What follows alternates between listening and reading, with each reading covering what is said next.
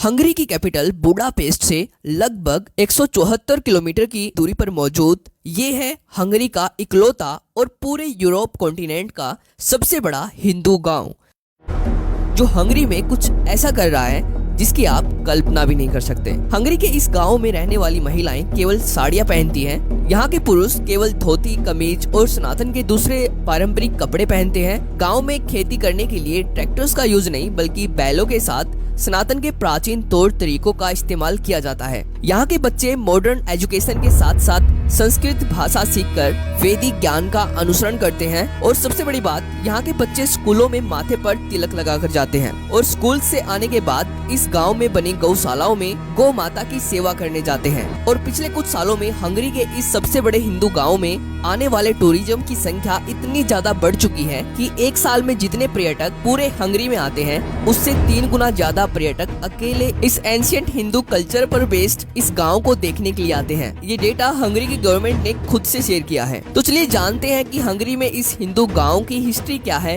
कैसे आज ये गांव हंगरी में इतना ज्यादा ट्रेंड कर रहा है, इसको किसने और क्यों बनाया, और जानेंगे कि कैसे यूरोपियन कंट्रीज में धीरे धीरे सनातन के एंशिएंट कल्चर की डिमांड बढ़ती जा रही है, जिससे इन देशों में सनातन के लिए एक बड़ी अपॉर्चुनिटी इंतजार कर रही है। तो इस वीडियो को पूरा जरूर देखना, बहुत सारी नई चीजों के बारे में आपको पता चलने वाला है। और अगर आपको ये वीडियो इम्पोर्टेंट लगती है तो वीडियो को लाइक करके इसको अपने रिलेटिव्स के साथ शेयर कर देना, जिससे इस वीडियो की रीच बढ़े और वीडियो ज्यादा से ज्यादा ऑडियंस तक पहुंचे। तो चलिए देखते हैं।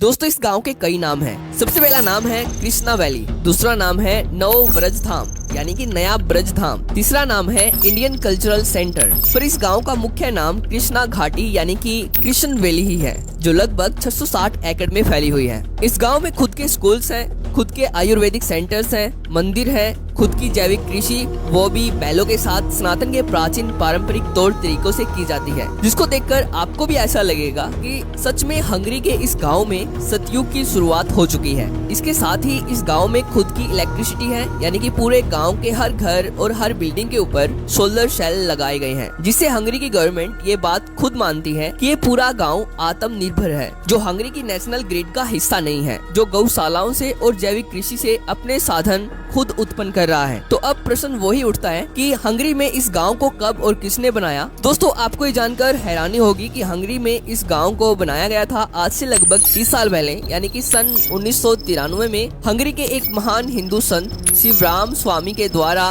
हंगरी में इस गांव की स्थापना की गई थी। और शिवराम स्वामी के निस्वार्थ भावना से किए गए सनातन के प्रति महान कामों को बताना शायद ही मेरे लिए इस वीडियो में पॉसिबल हो, क्योंकि अगर मैं इस महान संत के द्वारा किए गए सभी कामों को इस वीडियो में बताने लग जाऊं तो ये वीडियो 1 घंटे से ऊपर चली जाएगी। दोस्तों, शिवराम स्वामी का जन्म सन 1949 में हंगरी की कैपिटल बुडापेस्ट में हुआ था और तब ये सनातन धर्म से दूर दूर तक कोई संबंध नहीं रखते थे। पर जब ये सन 1980 में लंदन आए तब इन्होंने भगवत गीता से प्रेरित होकर इस्कॉन को ज्वाइन किया और इस्कॉन के माध्यम से सनातन धर्म अपनाया और अपना सब कुछ छोड़ सनातन में एक साधु का जीवन अपना लिया और अपना सिंपल लिविंग और हाई थिंकिंग का मोटो बनाया, जो सनातन के वेदों से इंस्पायर्ड है। और इनको भगवत गीता इतनी ज्यादा पसंद आई कि हंगेरियन लैंग्वेज में भगवत गीता को ट्रांसलेट करने का पूरा क्रेडिट भी इन्हीं को दिया जाता है, जिसको पढ़कर बहुत सारे हंगरी के लोग सनातन धर्म अपना पाए हैं और इस हिंदू वैदिक गाँव में रहने के लिए प्रेरित हुए हैं, जिसके कारण साल 2009 में शिवराम स्वामी के कामों से खुश होकर हंगरी के उच्च शिक्षा और विज्ञान के तत्कालीन राज्य सचिव कैरोली मनहर्ज के द्वारा इनको हंगरी गणराज्य के गोल्ड क्रॉस ऑफ मेरिट से सम्मानित किया गया, जो हंगरी में दूसरा सबसे बड़ा पुरस्कार है। यह पुरस्कार शिवराम स्वामी के उत्कृष्ट और मूल्यवान धर्मार्थ और मानवीय कार्यों के लिए इनको दिया गया था। पर दोस्तों, केवल इतना ही नहीं, जैसे कि मैंने आपको वीडियो के स्टार्टिंग में बताया कि एक साल में जितना टूरिज्म अकेले पूरे हंगरी में आता है उससे 3 गुना ज्यादा tourism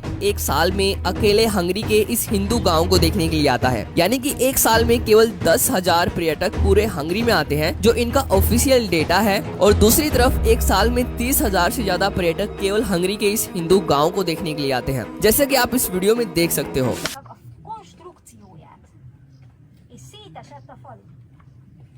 Mi veszett el belőle akkor? Az यहाँ पर हर हिंदू त्योहार को बहुत ही ऑर्गेनाइज तरीके से धूमधाम से मनाया जाता है, इसलिए खुलेआम हंगरी की गवर्नमेंट इस हिंदू गांव को पूरी तरह से सपोर्ट कर रही है हंगरी में कृष्ण भक्ति के माध्यम से सनातन धर्म का प्रचार करने के लिए। और इस गांव का हंगरी में ट्रेंड कितना ज्यादा बढ़ चुका है, इसका अंदाजा आप यहाँ से लगा सकते हो कि जब ये गांव बनाया गया था तब इसके लिए 110 एकड़ लैंड खरीदा गया था इस्कॉन के द्वारा, और आज ये गांव फैलकर 660 एकड़ का हो चुका है। और धीरे धीरे हर साल इस्कॉन हंगरी में और ज्यादा लैंड खरीद रही है इस हिंदू इको विलेज को फैलाने के लिए। तो आज की इस वीडियो में इतना ही। अगर आपको वीडियो में दी गई जानकारी पसंद आई हो तो वीडियो को लाइक जरूर कर देना। तो थैंक्स फॉर वॉचिंग।